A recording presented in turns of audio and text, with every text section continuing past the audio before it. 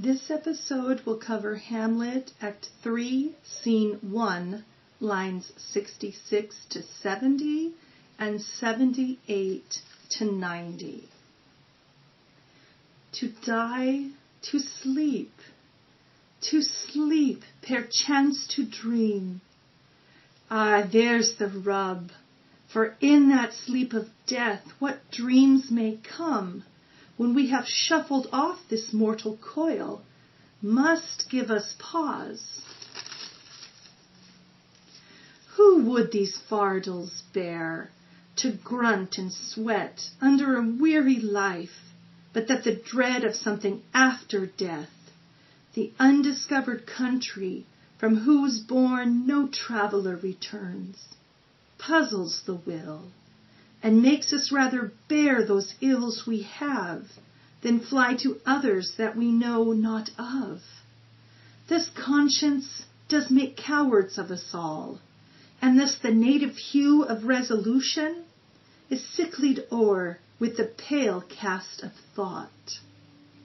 And enterprises of great pith and moment, with this regard their currents turn awry, and lose the name of action.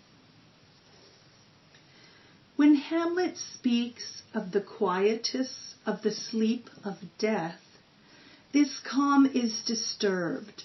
An obstacle is placed in its path, an impediment to the intended path. Aye, there's the rub. And what he is speaking of here is the possibility of an afterlife. For in that sleep of death, what dreams may come? What is going to happen when we have shuffled off or cast off this mortal coil or flesh? He says it is the undiscovered country from whose bourne or border no traveller returns, and it puzzles the will. Well, some of you may be very puzzled at this point. What about the ghost of Hamlet's father? He is a soul that has returned. To answer this confusing contradiction, we must define what exactly the ghost of Hamlet's father is. According to Catholicism, the ghost is a spirit condemned to a term of suffering in the realm of purgatory. Act 1, Scene 5, the ghost speaks. Doomed for a certain term to walk the night, and for the day confined to fast in fires, till the foul crimes done in my days of nature are burnt and purged away.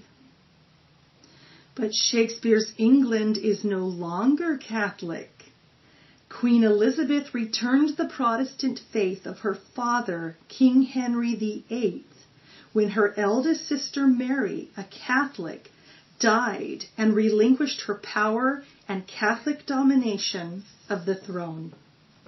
So what is the ghost?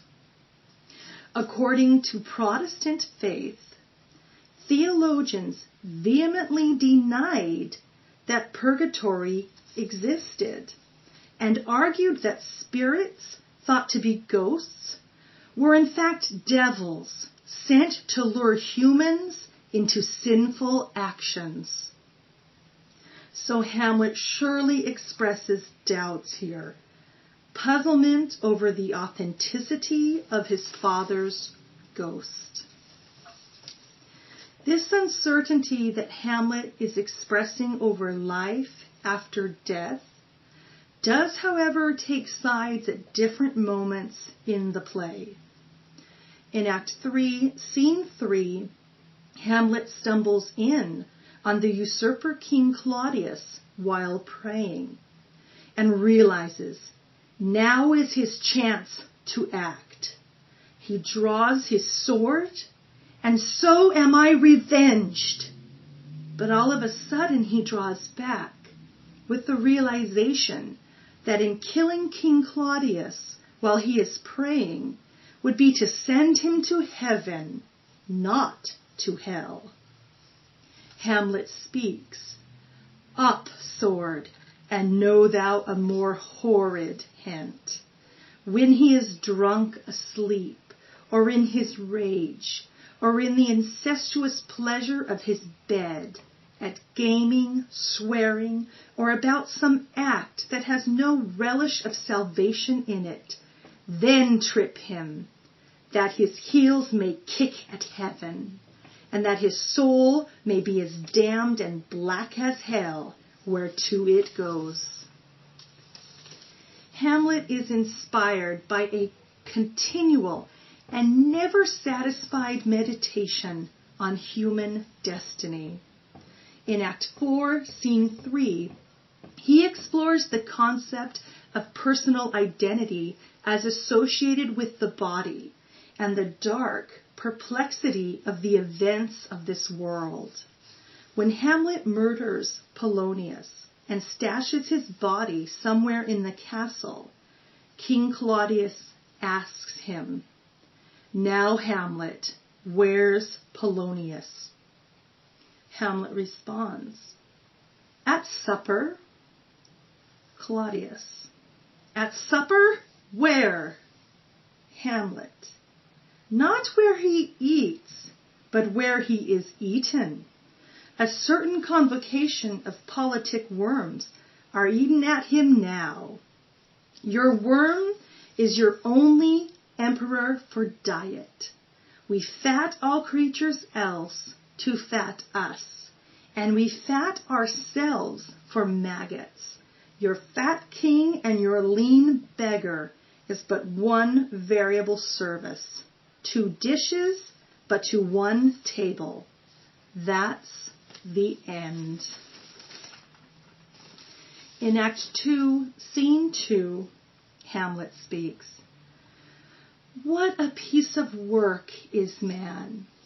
This also is closely akin to the body theory of personal identity. And he also speaks, "And yet to me, what is this quintessence of dust?" In the graveyard scene of Act 5, Hamlet speaks, "Why may not the imagination trace the noble dust of Alexander till I find it stopping a bunghole or opening in a cask? Alexander died. Alexander was buried. Alexander returneth into dust. The dust is earth. Of earth we make loam. And why of that loam whereto he was converted might not stop a beer barrel? Imperial Caesar died and turned to clay, might stop a hole to keep the wind away. Oh, that earth which kept the world in awe should patch a wall to expel the winter's flaw." I will read the lines once more.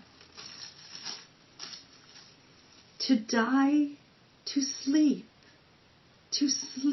perchance to dream. Ah, there's the rub. For in that sleep of death, what dreams may come, when we have shuffled off this mortal coil, must give us pause. Who would these fardels bear, to grunt and sweat under a weary life, but that the dread of something after death, the undiscovered country from whose bourne no traveller returns, puzzles the will, and makes us rather bear those ills we have, than fly to others we know not of. Thus conscience does make cowards of us all, and thus the native hue of resolution is sicklied o'er with the pale cast of thought. And enterprises of great pith and moment, with this regard their currents turn awry, and lose the name of action.